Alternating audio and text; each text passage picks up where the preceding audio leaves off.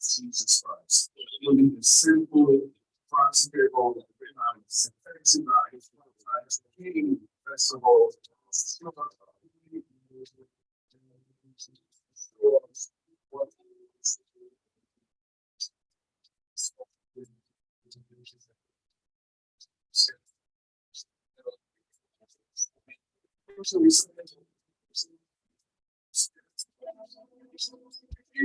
Different kinds of fruits, having different people found and go through those books, review those books, and help us understand the books better. One of the things that they brought about was creating a reading culture, especially among a lot of us. A lot of us don't read, and if you don't read, you don't learn. And if you don't learn, you don't grow. And if you don't grow, you don't develop. And if you don't develop, you end up retrogressing and becoming almost useless. It's society. Somebody said somewhere, I don't know what, that if you want to find something, still put it in a book. If you put it in a book, you are sure that they will never find it. We want to reverse that strength. We want to learn more. We want to be broad-minded and want to know what the world is saying. And today, I am happy to welcome you here to this first ever on the spot review. And we're going to be reviewing two books today. And I'd like to bring up Tony to come with further details of how the meeting will go. Ladies and gentlemen, thank you very much for coming. God bless you. And have a truly wonderful evening. Thank you very much, Pastor. Pastor, good evening and welcome once again. I'm really glad to have everyone here. The first physical book review. He said it all, like I said. I mean, this is the first physical book review, and we have 10 virtual book reviews since the inception of the book club. And the book club is actually a subset of the Tri-Metropolitan Club. And Tri-Metropolitan Club is an initiative of Trinity House. And as we know, Trinity House is a non-denominational free-flow worship center with a vision to build leaders and professionals. Our vision is simply unique, changing lives, fulfilling, transforming. So really, this is a book club. It is not a religious book club to this extent that we are not just always reviewing Christian books, but motivational books, leadership books, all sorts of books, really lifestyle and all of that. So we are here at the first physical book review. And if you will permit me to sit down so that I can read something out, just to quickly introduce Professor Wale Soyinka, and we can now yield the floor to him. So, ladies and gentlemen, the time is now when we start this book review. Professor Akinwande Oluwole Babatunde Soyinka, popularly known as Professor Wale Soyinka, is a Nigerian playwright, novelist, poet, and essayist. Prof was born on the 13th of July, 1934 in Abeokuta, which happens to be my hometown. I said it on the book club platform. He started preparatory studies at the Government College in Ibadan, and he continued at the University of Leeds, where later in 1973, he took his doctorate. During the 6 years spent in England, he was a dramaturgist at the Royal Court Theatre in London between 1958 and 1959, before he returned to Nigeria to study African drama. He taught drama and literature at various universities in Ibadan, Lagos, and Ife. He founded a theatre group called the 1960 Mass, and in 1964, the Orisun Theatre Company. There's a lot to be said about Professor Wale Soyinka, and if I actually read all I have here, we might take over the night. But in closing, he has written so many plays, some during his time in London, The Swamp Dwellers and The Lion and the Jewel, which is a light comedy. These were performed in Ibadan. And as we know, he has written a number of novels and poems. And like I said, to talk about them is to take the entire night. His life, his work, and everything about him are indeed remarkable. Ladies and gentlemen, once again, please join me in welcoming Professor Tawandra. 11th book review and the first physical review of the Tri-Metropolitan Club. You're very welcome, sir. So, and like I explained before, this review is going to be a little bit different from what we usually do at the virtual book reviews. At the virtual book reviews, what we usually do, what we have at the virtual book reviews is we have the best about the book. Right? It's going to be like an engagement. Prof is here. We're going to ask him questions, and the prof is willing to answer most of our questions. So, the floor, I think the floor to everyone now. If you want to take the mic, so that we can also like say I think it will probably go today. We're technically supposed to review two books. The first one is written by Prof himself. It's called Land of the Land Happiest on Earth. The Chronicles from the Land of the Happiest People on Earth. And you are all supposed to have gotten a copy of this book. If you haven't gotten one, you're going to get one before you go. And you are supposed to have read it. I like to say categorically that I've read it from cover to cover. That's what's going on.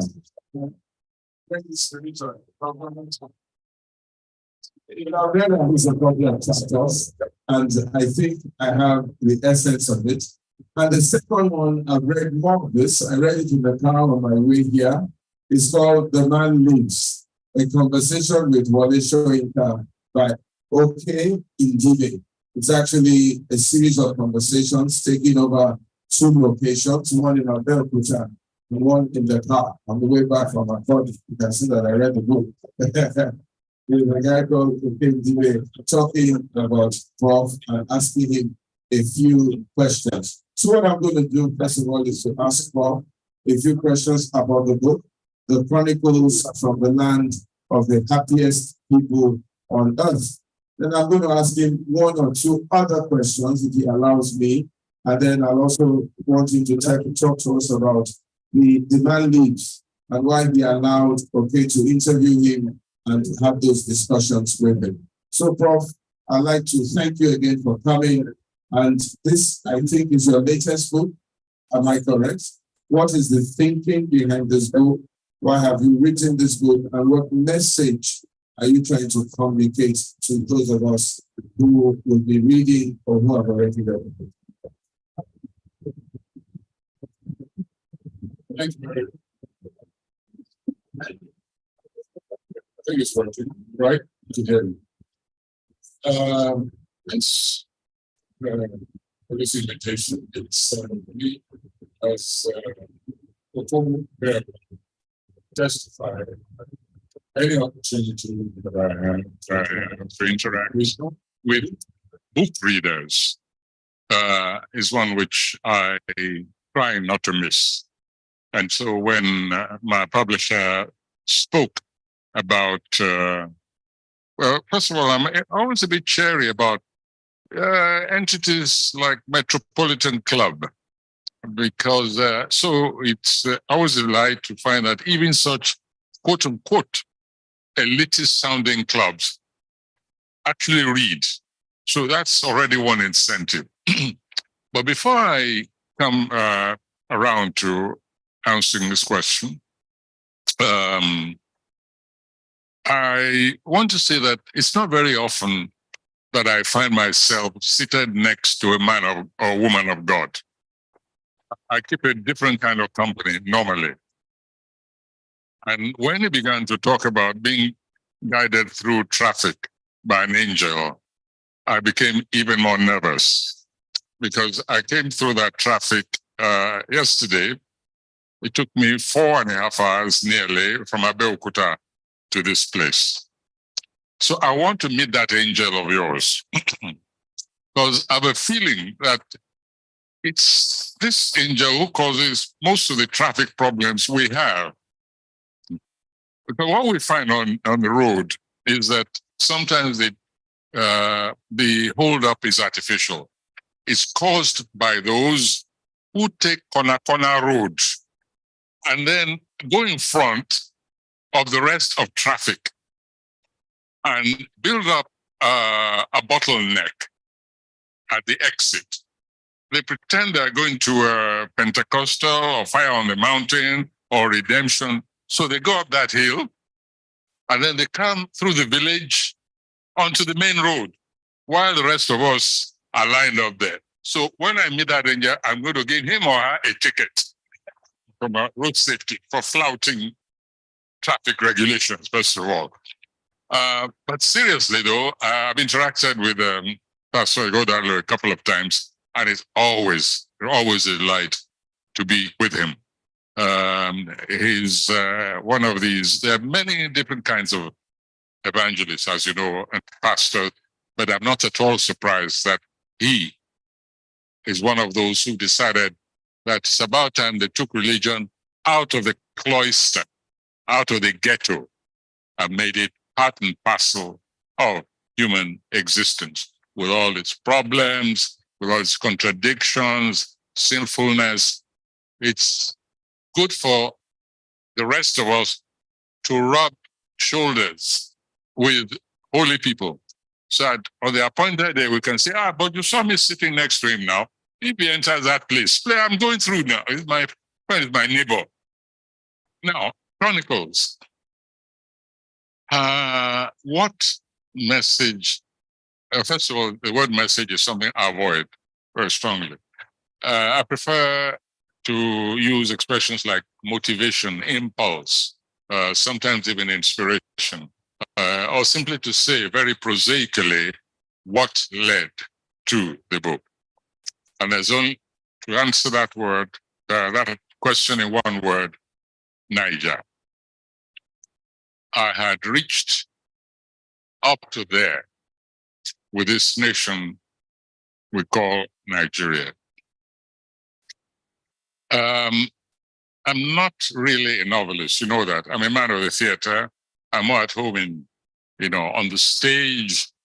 But the novel form allows certain expansiveness, which even epic theater does not. And you could say the Chronicles have been building up in me over many years, having watched society deteriorate, literally, to use the theological expression, the nation lose its soul. Most of the time, we deal in a very sturdy way with governance. But I don't think that very often citizens themselves stand back and look at themselves and say, what have we become? As a collectivity, supposed to be humane, creative, supposed to be protective of the weak, what have we become? And so shall we say, the impulse to make society look at itself in the mirror has been with me in a number of years. While I wrote things, plays, poetry, essays, I knew that this novel was there just waiting to get out. And I couldn't even begin it until I myself had taken myself out of the physical environment. So when people ask me, how long did it take? The correct answer is probably 10, 20 years. I don't know. Although the actual writing didn't take more than a few months in different spurts. I had to wait until I could find time to isolate myself from this country, found a little village cottage in a village called Yene in Dakar. Actually asked some students of my friends of mine, said, I need isolation even away from my own forest, where I'm regularly isolated in Ijegba, Abeokuta. So I needed to get out of the borders. And so one of my young colleagues offered this cottage in Yene in Senegal. And I was there for about 8 days, cutting myself off totally from the brutality of this place, from the impossible actualities that had become routine. And that's where I began it. But then, of course, I couldn't get away for as long as I would have wanted. So there was a break of a number of months until I could again find that time space, another 10 days. And this time it was President Kufuor, former President Kufuor in Ghana, who offered me his mansion. Interestingly enough, not far. It was in Aburi, not far from where the history of Nigeria, for better or for worse, but definitely that was a watershed moment. And to show you how desperate I was to get away from the environment, the enabling, instigating environment, I didn't step inside that hall where the Aburi meeting took place, even though it was just like that over there. Said, if I go in there, I'll become so depressed that I will not do the work I came to do here. I never went in there. I just saw it from a distance. So the second one was, this was in fact the more luxurious period, because I looked after, I really was treated baronially. I was waited on hand and foot. I almost didn't do any work because Kufuor put all his staff entirely at my disposal. So that was the second spurt. And then there was a period again, I had to wait. And then along came COVID and lockdown. And that was where the real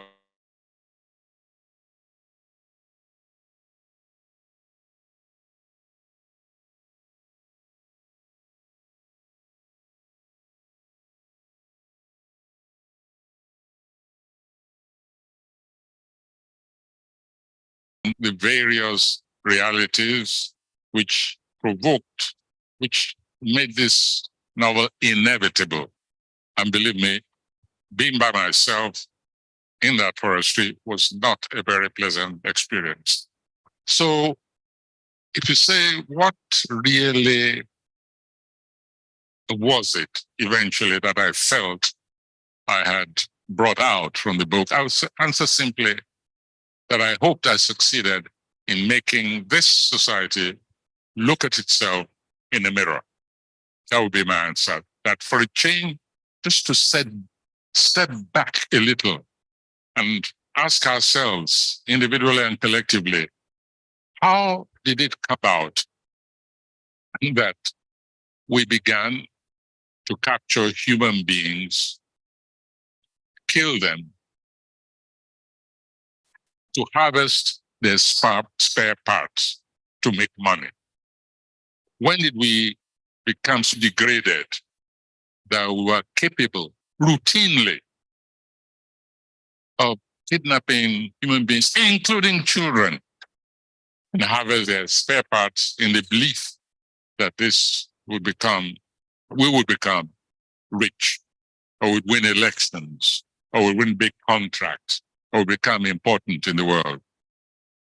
If you ask me if there's any message which I intend in the back of my mind as I wrote, any hope that I nursed within me, that it might actually get everyone, whether people of the cloth or whatever religion, or psychologists, or business people, or teachers, or researchers, in whatever field, to ask themselves, how was it possible that we came to the point where to eat up one another simply because we want.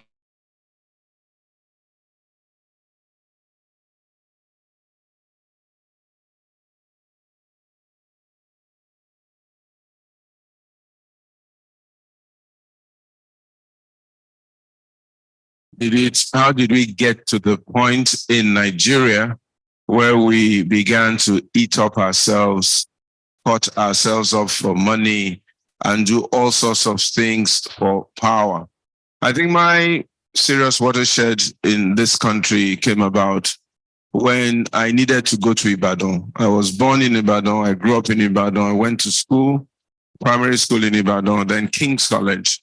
And for all my life, I've been going up and down that expressway. There was a time when it was newly constructed. We did it in 45 minutes, toll gates to toll gates. And we did it at any time of the day or night. And from time to time, we'll even go to Ife for a party at 11, come back to Ibadan at 3, and go to lecture in the morning at 9. My auntie is looking at me. When were you doing all these things? There's a person, is a governor in Nigeria now. They told me he went to Ife 4 times or 3 times to bring girls to Lagos for his party, up and down. But then one day I needed to go to Ibadan, and I was told that if I didn't get Mopol and police and armed escort, I might not make it to Ibadan. That is when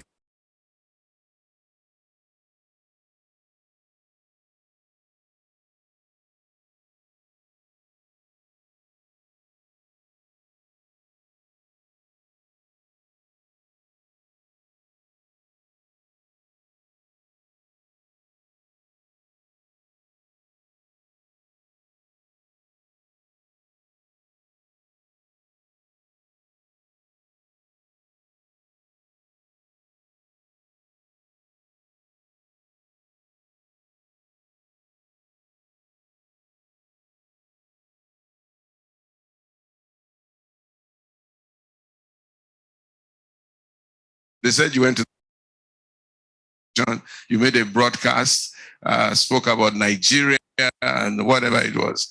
Why did you go to the station in 1965? And is that part of what has led to the Chronicles today? No, radio station. Radio station. You know, each time I'm asked this question, I have a problem. Everyone believes in the freedom of one person.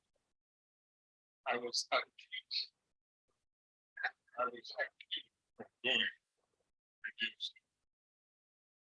our space.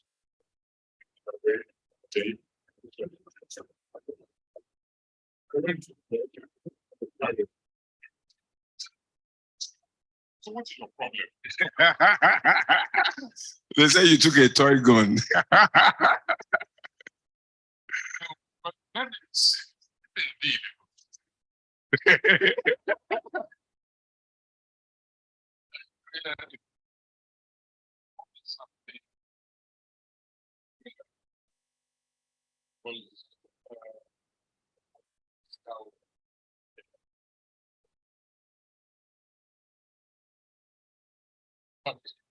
So what's it? The problem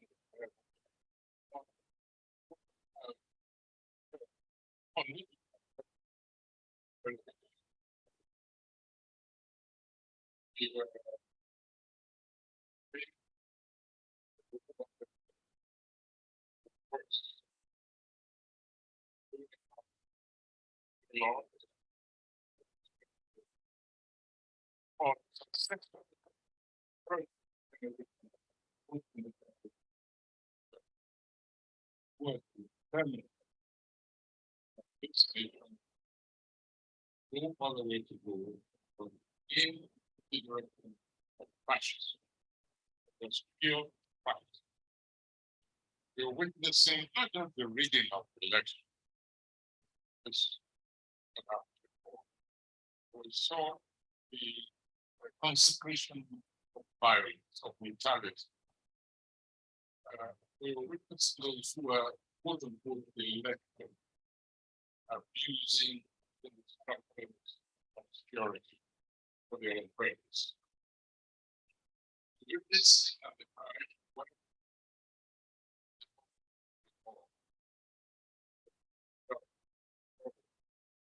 someone got right. Say to them, I think some of you may have read how it is from the speak on where he actually narrated how deputy premier called in before the case. Said, listen, it's the way so we'll fix the beginning of a collapse. The reliable system independent. It's just by the way it comes from. But what we know about is the one who did not, and I can testify. Right, this is a choice. Actually, we knew about it. We had our way of about the subject to the possible.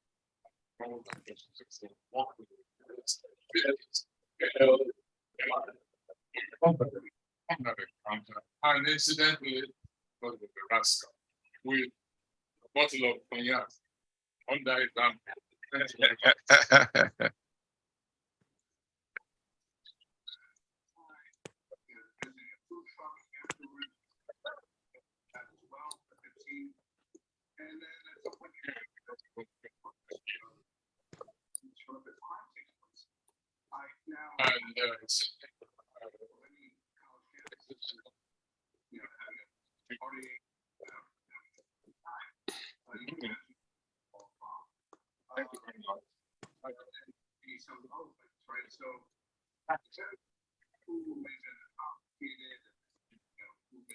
Sleeping on states or in intoxicated states, how loose they may have been.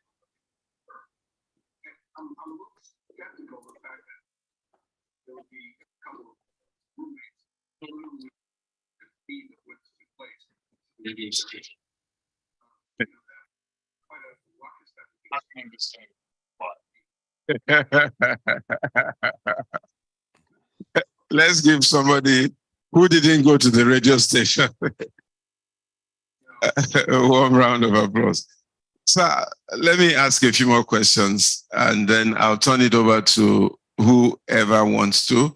If you want to ask a question or you want some clarification, not just about this book, but about various books and poems that have been written by a distinguished author, playwright, professor, a leader in Nigeria. First of all, I really want you to salute Professor Wole Soyinka. I really want you to.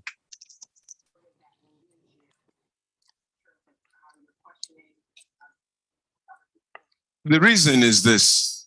I have, over the last few months, maybe the last few years, been trying my best to speak up in Nigeria, try my best to comment and try my best to stay on the path of truth. And I have received a lot of threats from different arms of government and different people. I have had my economic environment threatened. I've had some of my assets threatened and so on and so forth. And when I look through his life, he has been dispossessed of his privacy and his freedom. Let me use it that way, since people didn't go to the radio station. Dispossessed of his freedom. He's gone to exile, one voluntarily, one compulsorily, twice. He's had his life threatened, his well-being threatened, his economics threatened, and the man dies in the face of those who keep silent in the presence of tyranny. But one of the things that the Nigerian state tries to do is to break you, is to deal with you, is to silence you, and is to ensure that you don't have the ability to speak truth and to speak truth to power. So if you find people who are able to be courageous enough to maintain their truth, their dignity, their response to situations in Nigeria, and still keep the fight going, I think you really need to salute them. I think you need to give Professor Soyinka another round of applause. There's something that was said in this book. I hope I can find it. And I made a comment. The gentleman was now talking about the man leaves. This, says, when a community is careless and does not nip in the bud in time, those with power obsession, with that need to dominate, then they find themselves enslaved. Belatedly, they realize it. And then they try to struggle out of the net that has been spun around them. At its best, Soyinka's work presses the case for vigilance, resistance, and an unshaken commitment to justice. It is a call that I seek to heed in my own work, a call I commend in others. His treatise is ever resonant. The man dies in all who keep silent in the face of tyranny. But more resonant for me is the admirable consistency with which he has crusaded for justice and against all manner of anti-men. His stance in the world has been that of a man who speaks. And because he speaks, especially in the face of power, even tyrannical power, the man lives in him. The man lives in him. In Christianity, that is a deep and insightful proclamation that the man lives in him. I salute you, sir, and I really congratulate you. I think you need to give Professor Wole Soyinka. I just want you to make a comment on our state of affairs in Nigeria as reflected in this book or any of your other writings. And if you think that somehow or the other, we're going to be able to get out of this place that we have found ourselves, and what you think we need to do to get out of this place. Thank you, sir. Please speak direct into the mic so that the people can hear. Thank you.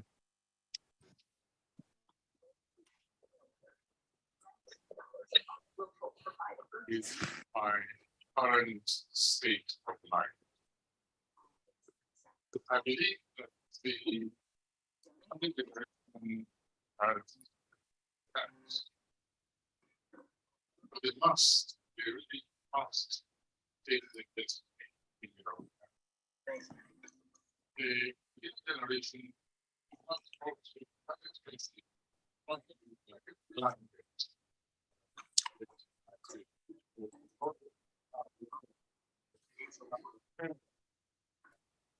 Respect and the backing of others of the own, let me say, even so I think sometimes for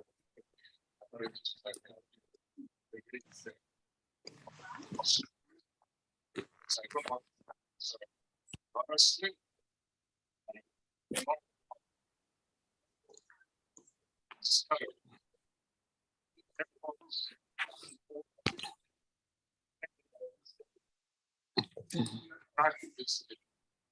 we this is where we are.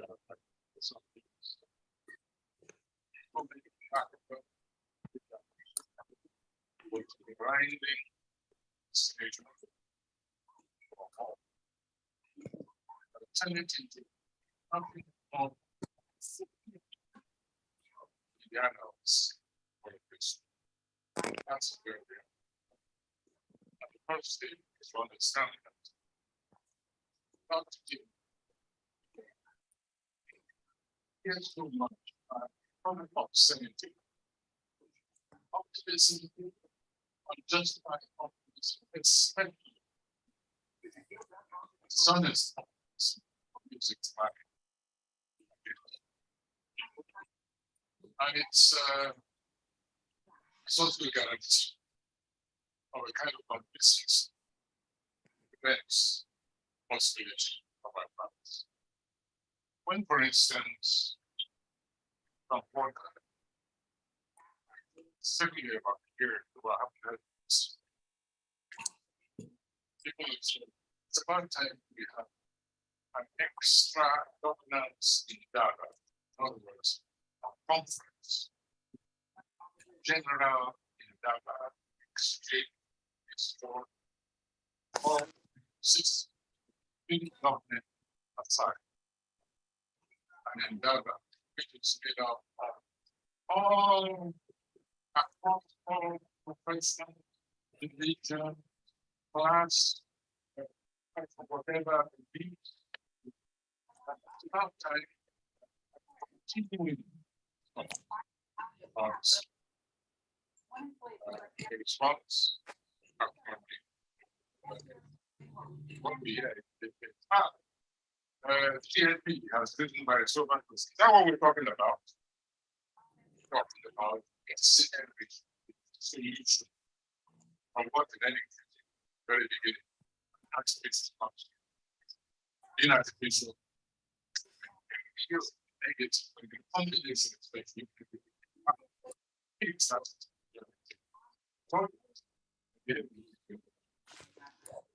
from my side, sorry, it's going to be saying let's say what we stand those way we are.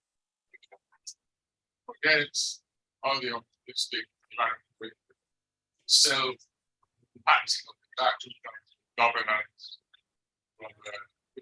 removed. They actually it's all else. I don't know what the actuality is. But then take off. I'll say, okay, take their children out, their wants out, they have their secure escape mode all over the world. And so they can continue going further and delete, prevent immediate counteract against negativity. One is obvious, everybody. Security. We talk about economics. That's obvious. When you go to the market, you know what's happening. But let's just say security.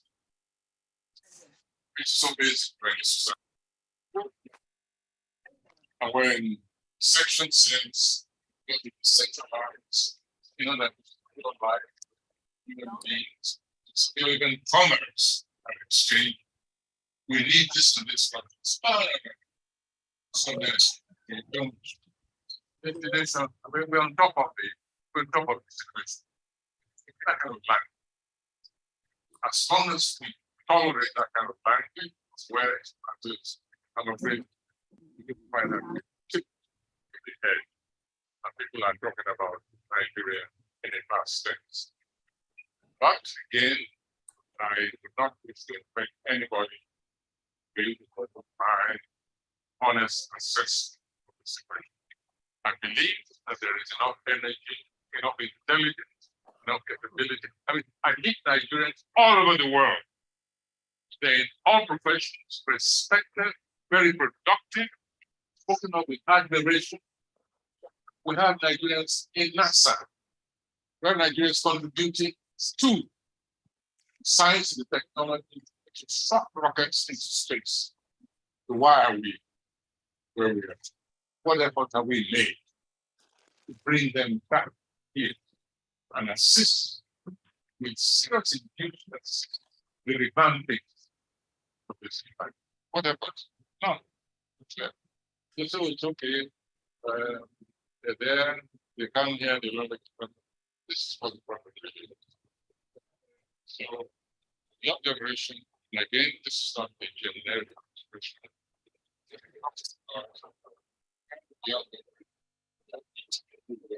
All of the profit. And where is your hands?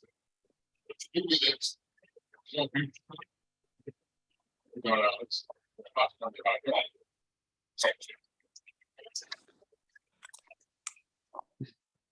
They're not clapping very well, sir. They are worried about what you have said. that you pass on the baton. You're not going anywhere. My brother wants to ask a question. He's raised up his hand. Please pass the mic to him.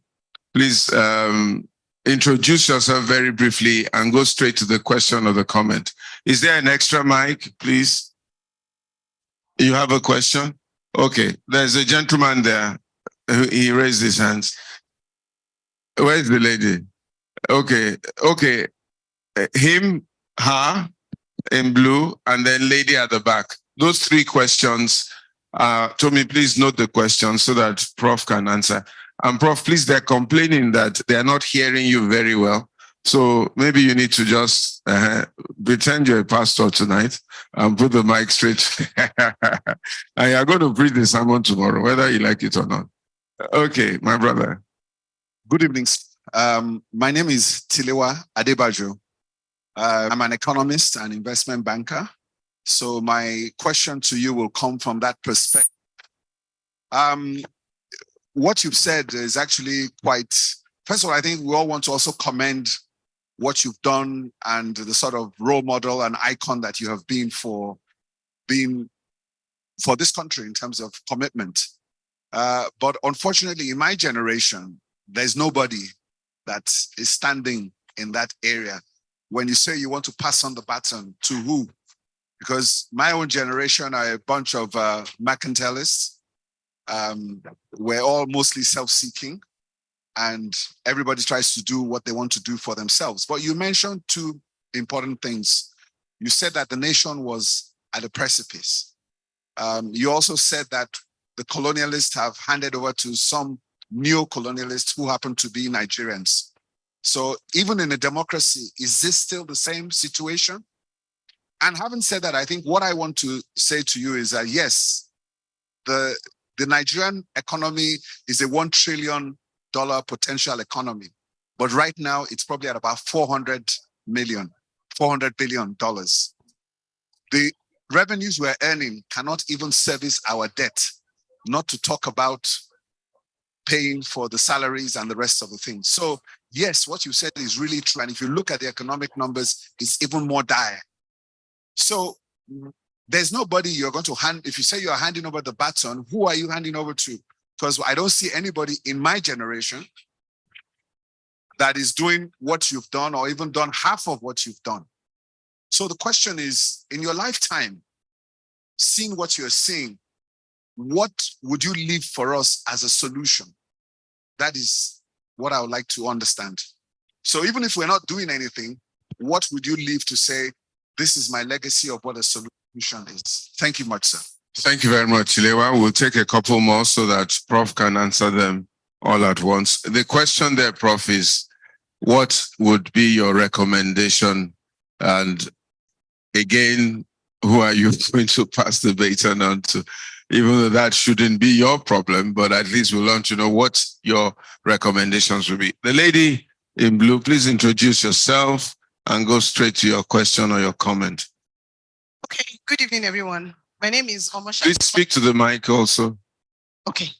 Good evening, everyone. My name is Omoshalewa Fajobi. And so I'm going to take about 30 seconds to just gush that I'm finally speaking to Professor Wole Soyinka. I've been a fan, and my friends here, we are essentially groupies. So it's a pleasure to actually be in the same space with you. And I'm going to appreciate Dr. Tomeru for the opportunity and Trinity House. Okay, so having said that, let me get serious. So I grew up on Ngugiwa, Thiongo, Chinua Achebe, and of course, you know, The Lion and the Jewel, Death and the King's Horseman, all your books, all your plays, watching them as well. On the back of what Tilewa has just said, who are you passing that baton to?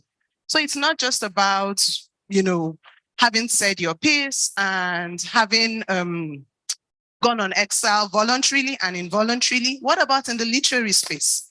What have you done to encourage and to raise a generation of people who will write sort of the same way as you? I read Oke Ndibe's book as well on his, you know, his interviews with you.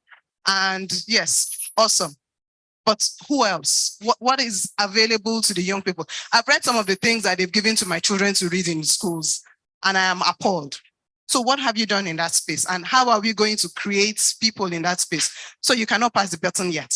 So that's the first thing. The second thing, I'm worried that you might want to plead the fifth or take a rain check, but I will ask anyway. What happened? What was your, at what point did you decide that there was no reason to believe in a single being, to believe in God?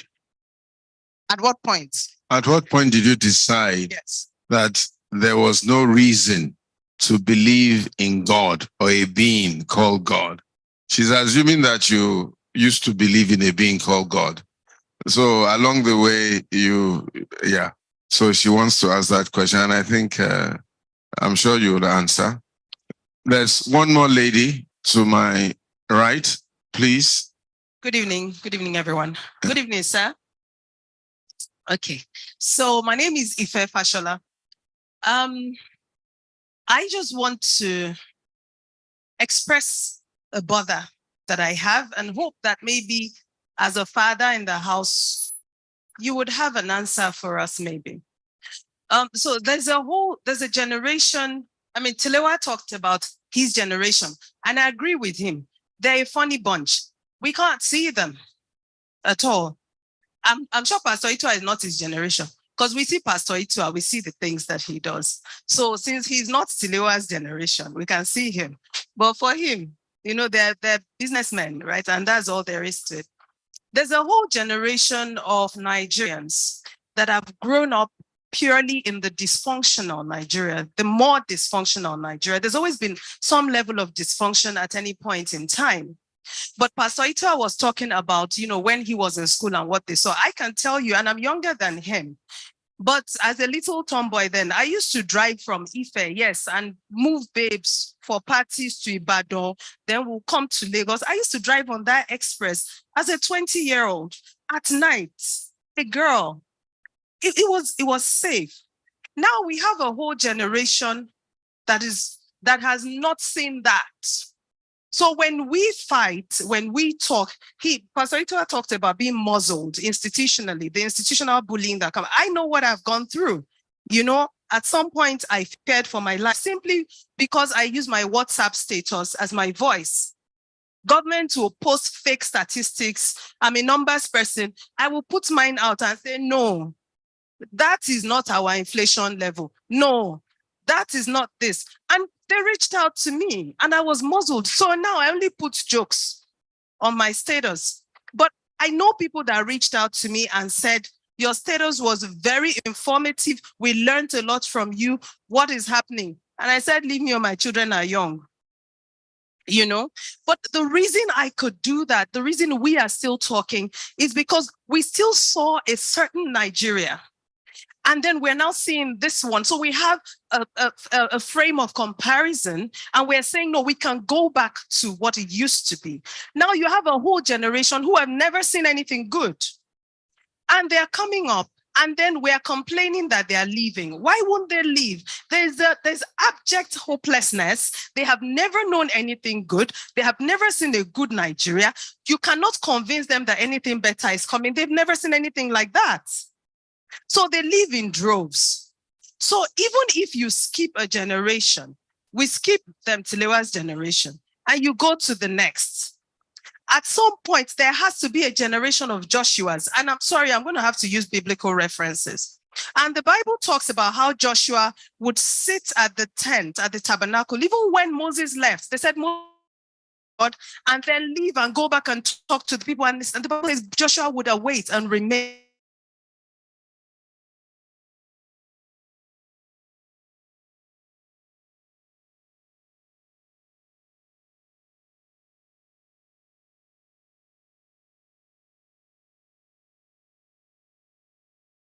A country of 200 million people. We cannot, you said we can't afford that optimism. We cannot afford not to have some form of optimism. Otherwise, if we all throw up our arms and leave, what happens? And everyone can't leave.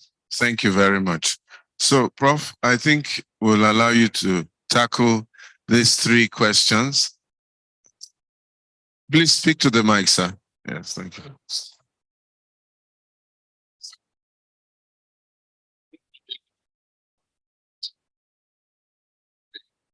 Yes, this is whatever. I am not president. Party. But I can point out to you, for instance, I can find somebody maybe really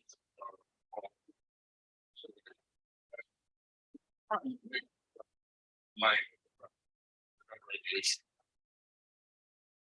Let me again, I use the word younger generation. Oh. Making it an issue just of age. I'm talking about generational thinking. Generational thinking. You can actually, even among the older generation, those whose thinking is contemporary, is adventurous, is creative, while we have among these sort of the age, the younger generation, antiquated thinking, conservatism of the most ignoble kind in the entirety of what they have. You can't beat them, join them. And you're right. I think that's part of the point. The issue of bringing people up, of giving them the opportunity, is a collective task. And people sit at various speeds. Let me remind you, let me remind you, I once formed a political party. It was called the Democratic Front for the People's Federation Europeans. If you remember, who was the first? Nobody remembers. Who was our presidential candidate? A bottle of wine for anybody. That's that.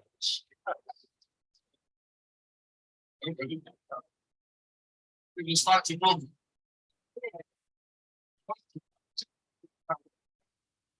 You almost made me quote.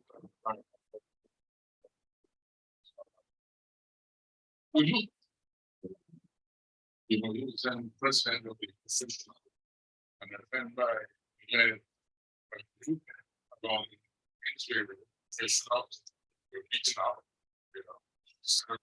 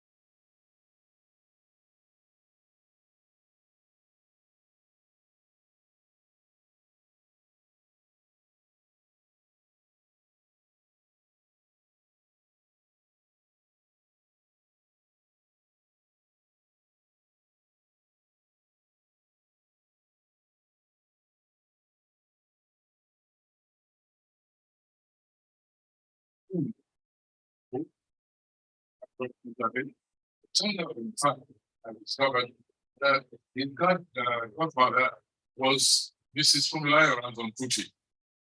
When they were working, just quite coincidence. She wouldn't be quite accepted.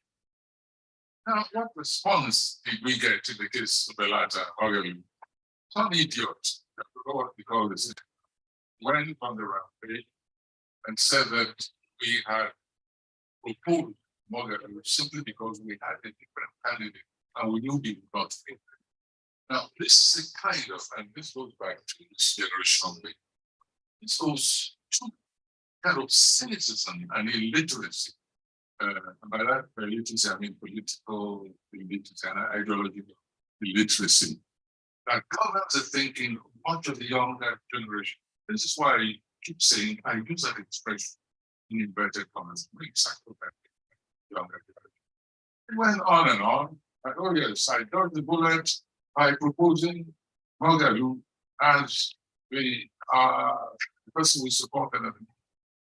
Totally even ignored the fact that we had called on various groups within the age young generation who were proposing stand for election. We said, get together, find us, get a consensus candidate, and we will be behind that candidate once we've interviewed that individual and satisfied ourselves. So just go get it. And now I addressed a group at this hotel in around I forget the name of the hotel. I addressed all of them. Equity was one of the who came up along this. So folks are constantly made and that one is in fact that other people given their thoughts to and actually committed themselves to encouraging individuals within the generation that we're talking about. Unfortunately, that effort failed.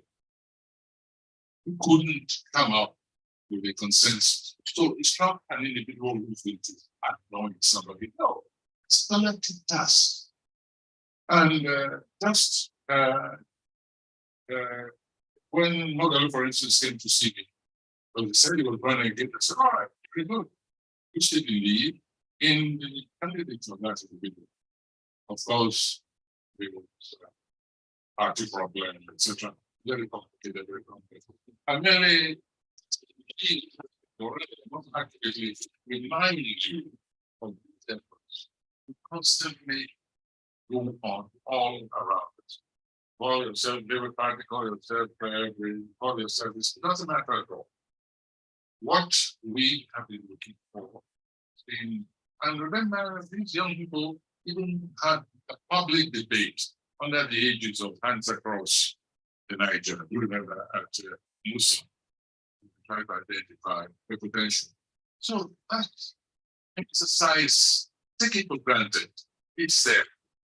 Unfortunately, the young generation finds it difficult to come together and say, listen, it doesn't matter, even if we have the philosophical point, but it's let us say this, we believe in this individual, I will send that person forward and hope for the backing of all fully by myself. But an individual does not and want never. Do you know why the groups sort of made it away that people are going to about and personally even encourage them? Because I discovered that many people who were coming into the were coming in because they thought political income from the president. You might, you think I would form a party if I wanted to become president. I want to become president. I would encourage other people to form a party. They will have to do the hard work and they will have to come American. But seriously, the effort is there. You must never think that people outside small circle, so on, have not given their time, their energy, their backing, even their little pennies towards extracting from a very talented, and now I use the word, very talented liberation, looking at the positive side. Spending time to identify and catapult up and individual who can actually hold the door to the salvation. The point which you made over there, yes, I think there's a stride. The other question, when did I stop believing in God? Ever since I was in school, I'd always question. In fact, I would ask people to go and look for an article which I wrote when I was young. I think I was in class 2 or 3, secondary school. And that school got me into trouble. The title was Ideals of an Atheist. It was not a debate, but it's a sleeve, and I was potency who looks after the problem created by individual for themselves. Everything is the will of Allah. Everything in Jesus Christ's name. And what do we see? What example do we see? Those who are the gospel of Allah, Prophet Muhammad, Zoroaster, Buddha, of what else? I just always found it very difficult to accept the existence of a deity. Now, that does not mean I'm not intolerant. I believe that religion is a very important part. That this that mythologizing the vulnerable is actually to the credit of humanity. The capability of envisaging something over and beyond yourself. Just credit human mind, human intelligence, human imagination, to say that I need something beyond what I see. This is what creativity is all about. So I'm not against religion, by the way.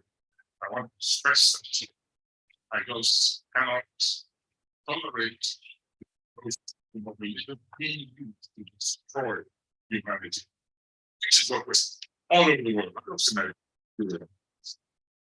You say, in the name of Allah, you kidnap 200 and nearly 300 children, traumatize them, take them into the wilderness, and say that you're serving Allah. If that is your religion, then there's something very wrong with the religion of religion. Or take all the scandals surrounding the Roman Catholic Church, the abuse of children, civilizing of children. Now you tell me, right, so that these are people who are falling by the wayside. But I'm afraid they're the ones who minister to humanity. They're the ones, if you like, who call the shots. They're the ones who tell us that our religion is a way of life. And we have to tell them, sorry, your religion is not my way of life. But if you're seeking the mystery of existence, we can walk together. And we can talk. And maybe I will eventually accept your path towards that mystery origin. Oh, you are. But in the meantime, we kill one another simply because we choose different forms of ritual, different ceremonials, different structures of belief, simply because one religion says, I want to be a God for every phenomenon, for moisture, for the rivers, for the rocks, for the rain. And the other one says, no, I believe only one who's responsible for everything. And let's walk together, think together, create together, towards an origin. But don't and tell them, because you think you found the truth.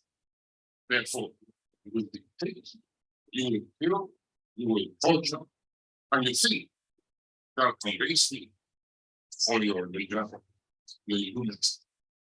And this is what is going around the whole world. This is what is suffering in this. We've been too tolerant of the negatives in religion because we don't want to offend. What greater offense can you commit against humanity than to sweep away young children, their parents, their siblings, and to kill and to detonate bombs? And then, on the other hand, to cover up the criminalities of your priesthood And we're not talking about now. So it's unfortunate people have not studied the whole history, the passage of the religion in the lives of the world, all over the world. We're too narrow. We think this problem is ours alone. It's not, it's global. I believe in humanity. I believe that my responsibility towards the amelioration of the condition of humanity to try and establish a secular existence in which one does not use God as an excuse. Beyond that, that means I'm going to hell. Believe me, I'll be in very good company. Maybe they'll make me the greatest because very perceptive. I know the hypocrites. I know those who genuinely believe me. And I leave them severely alone. And I want them to leave the rest of the world alone. That's what I'm saying. I have the mic. Who has the mic? Okay, right. We are going to take a few more questions. I don't know if some of the people on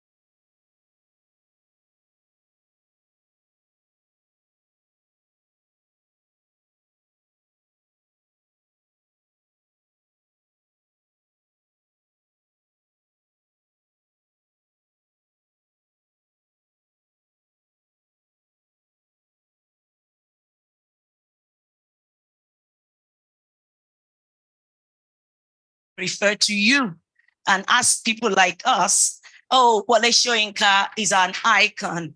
What do you think can happen with the political situation in Nigeria? How can you as an individual be a leader to transform this position? So I'm just wondering what role political, like you said, political, not necessarily the political, the professional organizations, human rights organizations, and all this movement can actually help in shaping the future of the democracy of Nigeria. While we have them make noise, I'm sure you know right now on social media, linking it to another part of the book you wrote, where you and Chinua Achebe had some little scuffle, or should I say commentary around the comments after he became, whether you are Suaju, or I don't know what the Igbo word of literacy or whatever. But in a very polite way, you guys managed it within your space without becoming personal with it or becoming insulted. So I'm just wondering, with the anger in Nigeria and the collective noise on social media, how do you think these bodies can shape the direction? And I don't want to go into the questions that have been asked about education, as in deep education, not just talking. But how does this thing help us shape the way we think as Nigerians and the power we have with our voice and organization in turning the corner or setting the direction we think Nigeria should go for going forward? Thank you. Thank you very much. Prof, you got the question? Okay, I think he wants to respond to that. Me, I didn't get the question, sir. some, yes, if, okay, all right. First of all, social organization, and you use the word social, that is people coming together to tackle one aspect or the other of depending on how it is. I see they're important and necessary, whether they're going to an NGO or the university. Things come from university. It doesn't matter it's like this. And I don't think they can even be doing as long as they're serious and they're not. Because don't want to be out there to be seen. Fortunately, that is the truth in many places. And the reason I want to answer that question again is because you mentioned social media. The social media, unfortunately, has fallen in the hands of barbarians, of cool and better, unscrupulous, and absolutely almost moronic sector of Nigerian humanity. This is unfortunate. We know very well what role the social media play in what is known today, for instance, as the Arab Spring. We know what the social media, what the role is playing, for instance, in Iran, where the women are demanding their right to dignified existence, saying we're tired of a theocratic society. We know the role that social media has played in catapulting to the fore the abuse of the young in this stupid war going on around on the continent, on the African continent. We know that the social media has been most active in exposing corruption at the highest levels, not only on the African continent, but elsewhere. Unfortunately, however, the social media, that is the nature of the democratization of information in this country. I think this place called Nigeria will rank among the top 3 of the grossest abusers of the social media in the whole wide world. I say this confidently because from time to time, I think in there to see what other garbage, how low it's fallen. And I find, I won't mention the other 2, in Nigeria qualifies on the top 3 of the closest user of the social media. And I'm talking to you young people now, we're talking about young generation. If you don't rescue that social media from the degenerate sector of the society globally, very soon nobody will believe anything in social media. It will exist in other countries. It will exist, along certain lines. But what you have a situation where it's not just a question of fake news, but even where sealed discourse is penetrated by those who are so ignorant, and yet they pump themselves up through their access for their mind of the generate glory that, oh yes, me too have been there. And you know what? That man, I call him a goat. I call his mother a goat. And they think that's what social media is about. So I'm talking again to young generation because they get seen that instinct, that marvelous medium of exchange, serious history of creative outlet or even prosper their mind. Otherwise, even the stupid on virtue will be infected by the sheer weight, energy, and just absolute unscrupulousness of what goes into social media. Give an example. Use me as a. We put down, I don't know, I cannot count how many fake what we call platforms I've had to put down The amount of energy, work, and the team that had to put together to penetrate and put down a number of these facts would be informs, which attribute to do things. Because one, and I remember it said, I've been running for quite a number of years. I didn't know this. So somebody it said 40, I think 41 or 43 quotes, famous quotes in the Sri Lanka. Out of 43, 27 were formed, openly formed, fabricated, not even related to anything. And I know I'm trying to pull down that, which has become our source. And so light proliferate, becomes an industry. And we sit down here and think we're engaged in serious discourse. When the person you're talking to, the mind is on certain codes, which you never. So you don't even know where that person is coming from. That's how bad it is. That's why I don't blog. I don't tweet. I mean, I use the black so-called internet only for mail. Nothing else. Because it doesn't matter what you say. Don't moral. And then cite something universities. The debate continues along that line of false growing branches. So what are we going to do? The problems are so enormous. And I'm sorry to say that much of it has been created by what they call the young generation. Which one keeps saying, one keeps insisting on the salvation for the nation. So by all means, create your institute, your social platforms, but you have to learn to protect. You have to learn to make sure it's not penetrated by the new horde of barbarians. From where they came, I don't know, but they are there and they dominate. And it's a pity because we've had some really some marvelous experience on social media. Thank you very much. We'll take a question from Dr. Tomi Koka. She seems to have the mic. And then who is Joey Adele? Is Joey around? She's over there. Okay, so we'll take Tommy and then you, please. Thank you. Good evening, sir.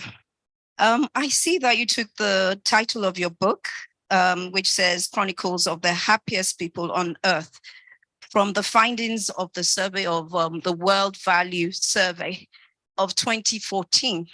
But by the time you were writing your book in 2021, Nigeria was actually ranked 114. And as of today, we are 118 in the, list of happiest people. What inspired you to still use that title, to borrow that phrase, the happiest people on earth, to actually write this book? Because from your narrative, it's the contrary that holds true. Thank you.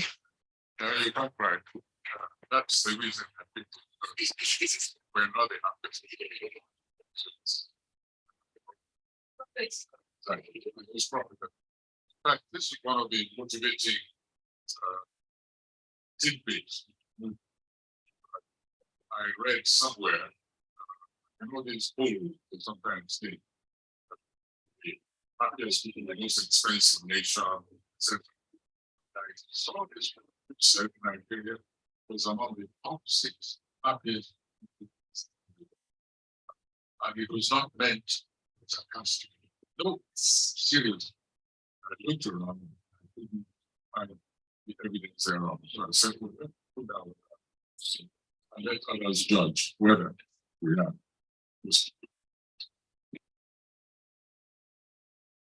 Good evening, sir.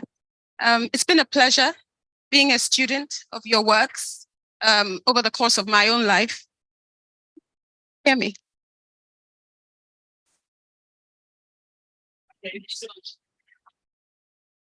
Good evening, sir. Thank you for being here today. It's been a pleasure being a student of your works over the course of my own life. Learned a lot from you, from the works that we have been taking through my own education. My questions are three in different sets. The first one is because you mentioned the story about Justice Kayode Esho. And I've wondered, I'm a lawyer by training, and I've often wondered whether if the judiciary had something by way of a security of tenure in terms of how they serve, if it would have made any difference in the early days, where someone who was mandated to pass judgment over almost anything knew that whatever decision they made, they were secure. And that took me to something that I had considered recently. If you looked on LinkedIn, people would ask questions, what arm of government do you think is most relevant in the transformation of Nigeria? And being a lawyer, I know the strength of the judiciary. And I wonder whether there is a direct correlation between the strength of the judiciary and the Nigeria that we have today. That's the first question. The second one is maybe to charge you, because I've seen a lot of people asking you questions about how can we change Nigeria? But you are a writer, sir. And I wonder if you would ever consider writing a story that depicts Nigeria if we hadn't had colonization. So for instance, to take us back, any part of Nigeria, and imagine what would have happened to us as a people, how we would have evolved politically, culturally, and value-based. How would we have gone? What would our journey be like? And where do you think we would be today? And that question about considering writing a story with that plot or the context is also relevant in terms of Nigeria itself. If today someone asked that we should write a story about how we can come out of this, I know it's not easy to postulate about what the solution is, but would you consider to support a story that really looked at how Nigeria could come out of this? Maybe it could be some kind of state of euphoria that we're having to consider a story like this. But would that help in getting people who could imagine it to actually put it in writing, specifically yourself, sir? Because if we could laugh at Nigeria, maybe we could consider writing a story that talked about how we came out of it. That's the second part. The third is the question that someone had asked about, what is the legacy on literature? Many of us have grown up with of stories. Our mindsets, our conceptions about life, and our value systems have been based on these stories. This young generation do not have that. And when we talk about social media, I personally think that there's a direct correlation between education, the value system, and social media. Because what comes on social media is only a reflection of what the society is. And so that causes me to go back to her question, saying, where is the legacy and how can we hope to have a generation of writers, people who force us to think, people who force us to dream, who force us to see culturally what we cannot see around us? Because if we don't get it in the classrooms, this generation is only a reflection of the society in which they have been raised. And so it's important for me to lean on her question to say, where are the Chinua Achebes? Maybe I don't know. And the John Pepper Clarks and the Wole Soyinkas. If we can't correct the country politically, we should be able to do it educationally. And there needs to be at least some kind of mandate to make sure that even if we can't change the entire educational system, literature, the arts can do something that politics cannot. And what can we do about that?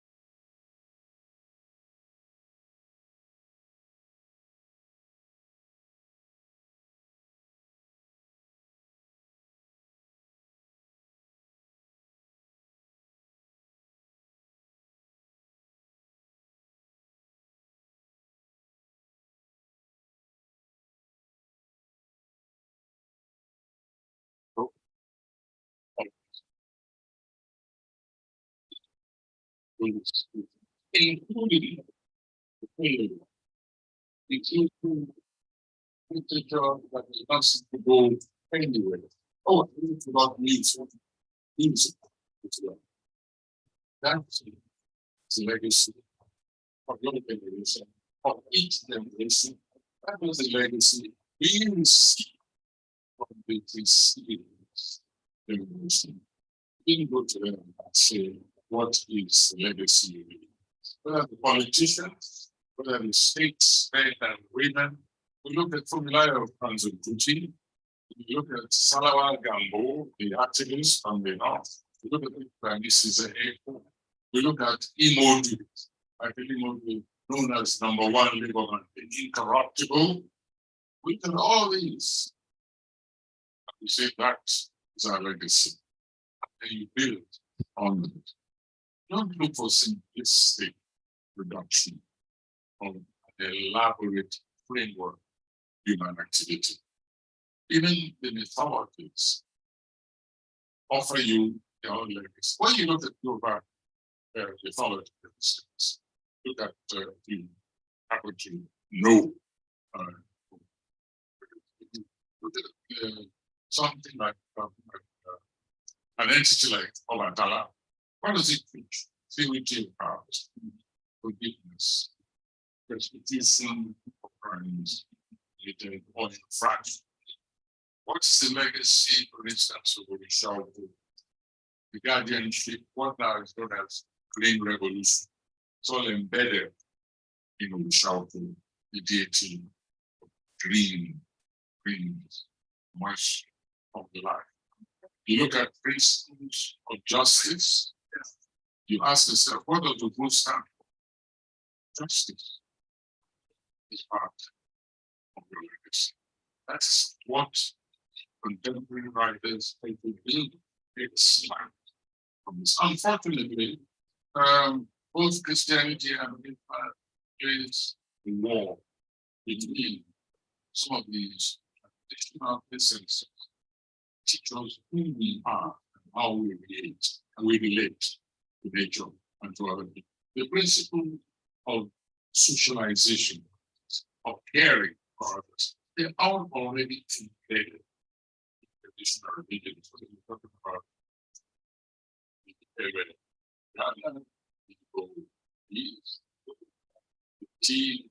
Within these various, you have, for instance, neutral. Those societies where in traditional society, everybody comes out in turn to help build a home for newly married. Join hands together to harvest. You look at even the principle when you talk about security, they are embedded in traditional society. Principles of security, sometimes you don't even need siren. Today, of course, you don't have a siren, you don't feel secure and strong. And what we do as writers is to ridicule those who sort of seize for themselves the entire apparatus of security while leading the masses themselves. And we look at contemporary literature, how people are, it's all in there. The legacy is already there. Don't we, the writers themselves, have to say, this is my legacy. Not in any society, not between any generations. It reminds me again of it was something I wanted to touch. Somebody also asked the question earlier about what do we do to bring out the younger generation of writers. But take a look at the numerous works. Take a look at the fellowship here and there.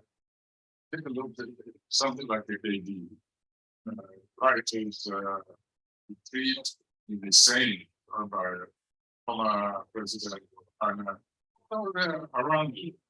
Look at what Labour was putting together in corporate institutions like banks, the sponsor of young writers, the discoveries which we make all the time. No, it's routine. I think sometimes that unless you set up daily bulletin saying this help has been rendered, this mentorship has taken place. So the natural activity of our writers. I hope this, I would like us to get rid once and for all to the issue of legacy. It's you who will decide what you are expecting from the parts you have been there. You cannot expect people to go around saying what legacy am I leaving? When I hear politicians use that word, I run in the opposite direction.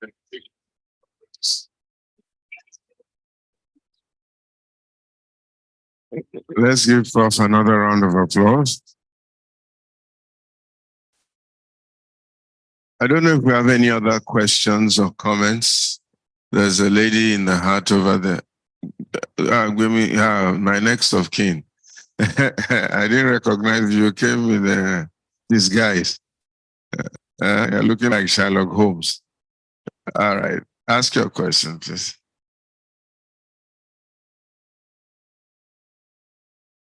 Good evening, everyone. It's a privilege to be in the presence of a living legend, so to speak.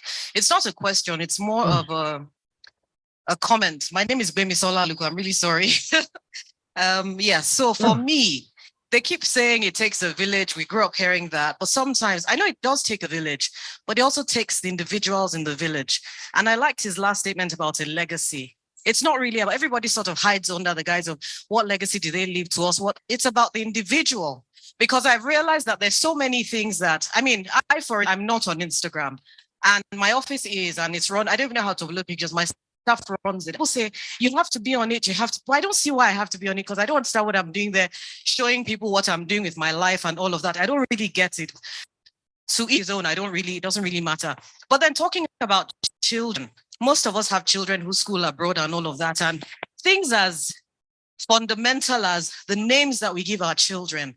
So many people's children abroad and change their names to English names and stuff like that. My children are proud Yoruba children, and I've said their names must be called in full. Olarinde, Aturola, Onolapo. If I can learn to say Beethoven or Tchaikovsky or whatever, they should learn to call our names as well. How do we feel about our culture? How are we promoting the values that we were nurtured with? I came from a holiday in England. I was thrown into a federal government college in Oyo. I had never been, it was like, I don't know what was going on, but there are two other people here. She's the MD of Kodari Capital. She's the Heritage Bank. What's your position? Chief Compliance Officer. We were molded with a lot of discipline. And I think we've passed it on to our children. But I find that in this day and age, we complain about, the politicians doing this, doing that. But it all boils down to individuality, because I find a lot of people say things. There's so many songs out there. I watched a deaconess who preaches on her updates all the time on WhatsApp. At least I'm on WhatsApp. And she's always talking about, train your child up in the right way. And then I saw a video of her the other day singing, I need to go and Shayo. And I was a bit confused, because I'm thinking, in one breath, you're telling children that, I'm teaching about Jesus and that, and then you're singing, I need to go and shy. When we were growing up, you couldn't even say go in front of anybody. That would be like a life sentence. Your parents would be like, where are you coming from? So I think that with Nigeria, we all have to just do our bit.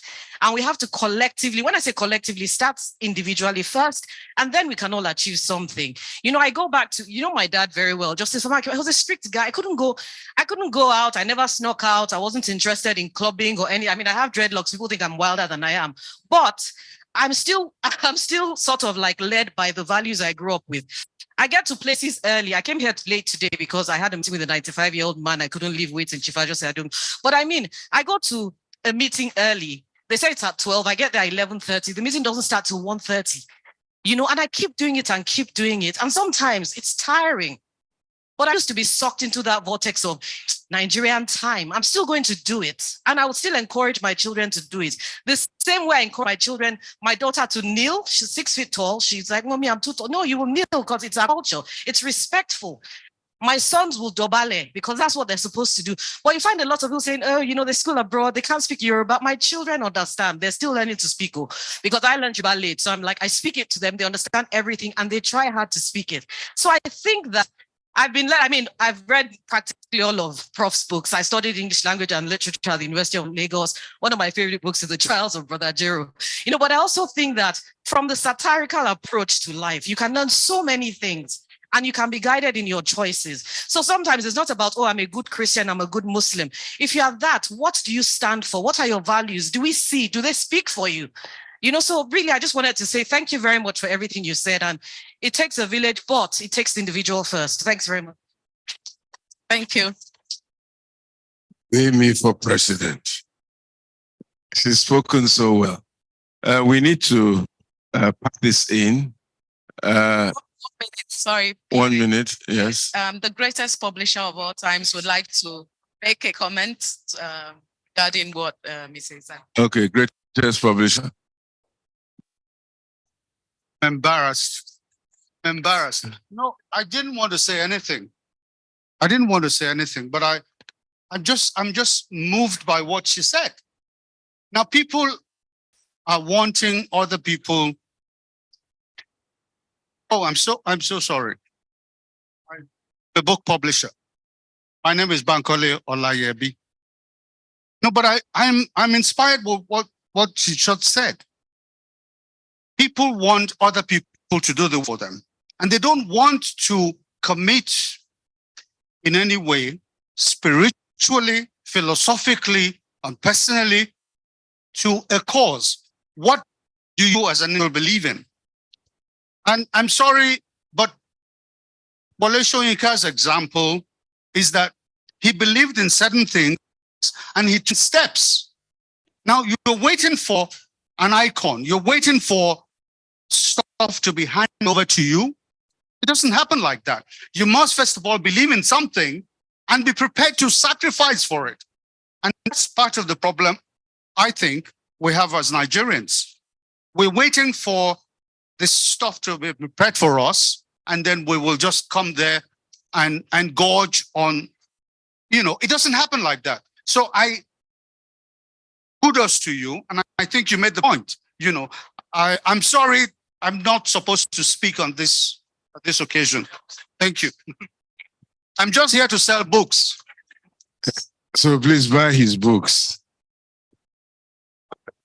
Well, the books you published, okay, since you're here to sell them. Ladies and gentlemen, I want to really thank everyone. I think you all deserve a round of applause for being here today. And I think for me, Tomero deserves a round of applause. She's one of those people threatening me. You need to hear what she just told me. Did I hear what you just told me? Well, Prof has to go. He has a long day tomorrow. Charles Oyedeji is online, and he has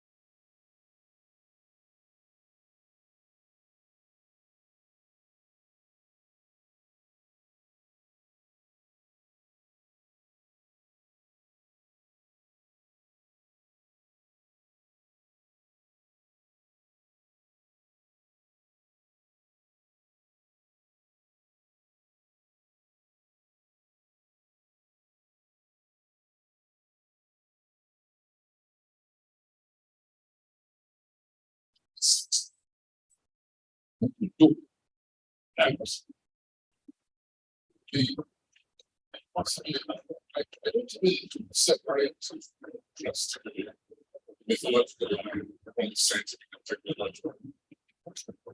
What is it that moves the humanity in mind to say, I want to defeat the pyramid? And eventually, that should be tried and error. You takes humanity and to the outer galaxies. What is it that eventually enables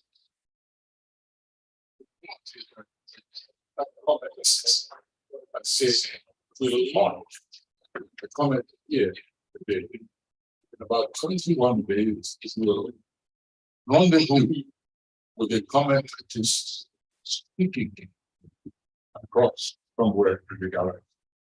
It's fascinating how much time brings us. It's clearly the sibling of that capacity of the mind also mistaken.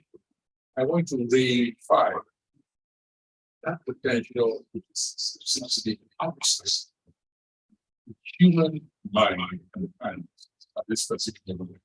I want to create God and ultimately to God who actually down more be mortal with this capacity to think outside the box. So I actually have more the religious sensibility, the spiritual sensibility in humanity that gave rise to religion. And I also know that some of the problems of a country like this will eventually be resolved by a combination of sensibilities, including the religions. Whether we're talking about the psychological aspect, we're talking about the legalistic aspect, we're talking about the police aspect. We must not ignore also the religious aspect, the religious contribution. There are certain ethical principles which are embedded in most religions that we know of. It's just a pity that humanity has become so depraved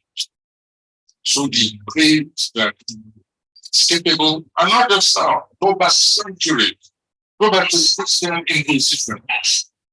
If you see the instruments of torture that were devised by the Catholic Roman family to inflict on humanity, people being deviated from certain what they consider the orthodox of religious belief.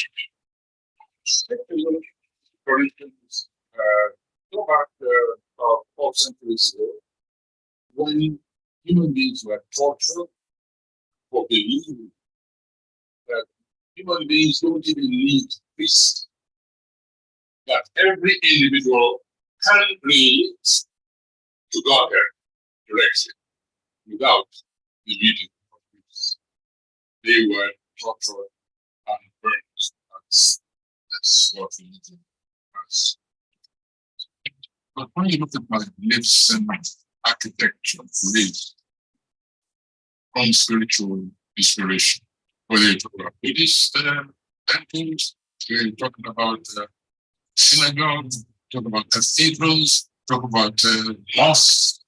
When you look at the music, which has been inspired simply from religious belief, how can anybody say that they persecute those who believe? All this, let them continue to believe, to create, to identify our existence. It's even great propositions from which we can take some things. They would say, let's create religion,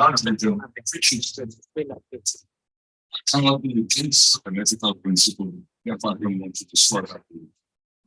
The problem comes when religion becomes just an ambiguity.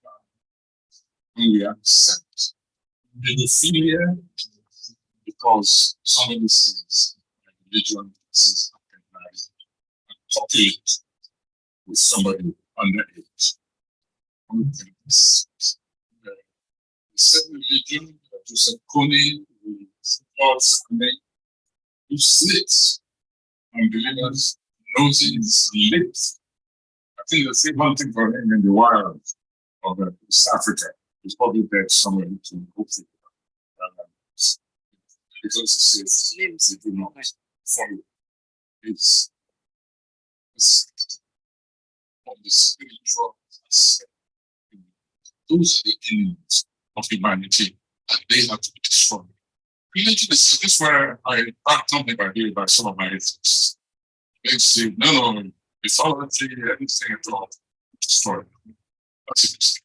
You destroy certain mythology. Other mythologies will spring up, and they will see the progressive, radical, and whatever name.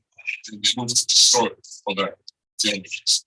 So it's a question of willingness, and there are tactics in this world which are examples.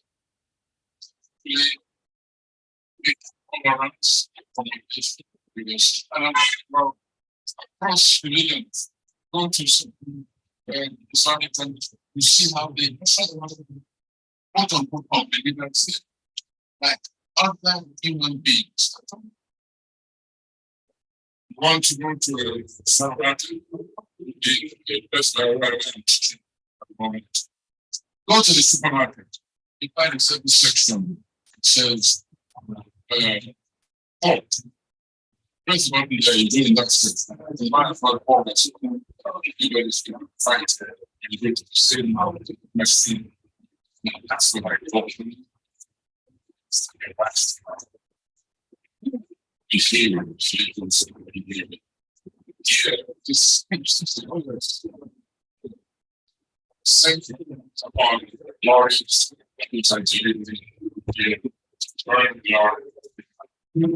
lectures, violence.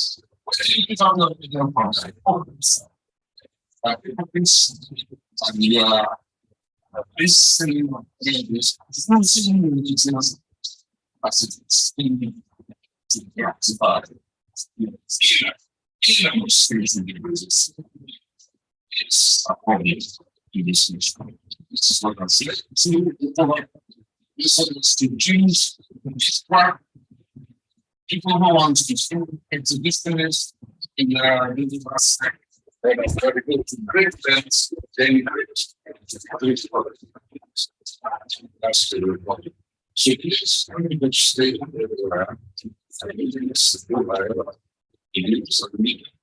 and it's all our way to be society. But they kind of dignified when you use the dignified human release was divided. We indicated that as we are here, we are capable of thinking beyond our capabilities. When a scientific no difference whatsoever. Why did I call my other wife to say this was an example of last time for religion, in which she blamed everything that happened with her negatively on her own failings. And everything I was positive, her expression was for her God. But that God is looking nicely on me. And I found it very challenging. I really represented it. It's never tried to bring anybody else or facilitate.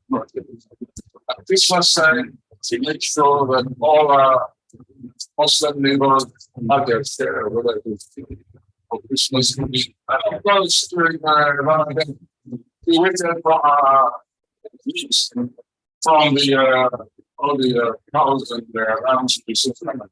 That's what I grew up with. Where did these monsters come from? Where did they come from? And why have they brought this time?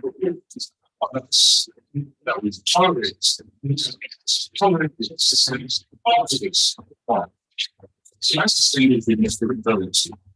And what has been made. So you see, I don't think it's a Christian. I don't think that's songs. I don't realize it too. I don't know if this we don't actually religion actually. I don't need it. It's what you do not believe it to be on. Thank you very much. You said that. Come on, let's give us a round of applause. A round of applause, a round of applause, a round of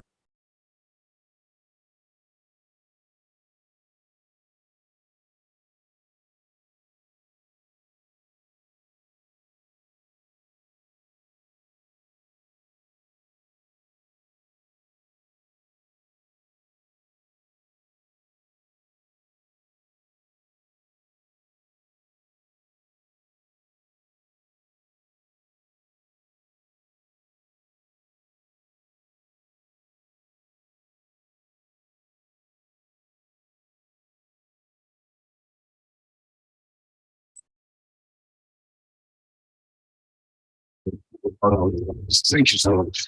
I feel very well. Tomorrow, there's a formal launch of the book, and the announcement says, my invitation only. Okay, now it's my that's it. Okay, next. The space for the thank you. Thank you. Please let's the serious solution, so much that. And I'm sure that we're going to communicate with the solution because thank you so much. Thank you all. Thank you for coming. God bless you. Have a good day. And it's a with us. And I'll take a few pictures very quickly.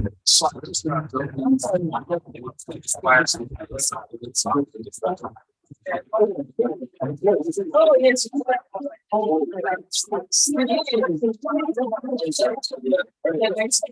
This was my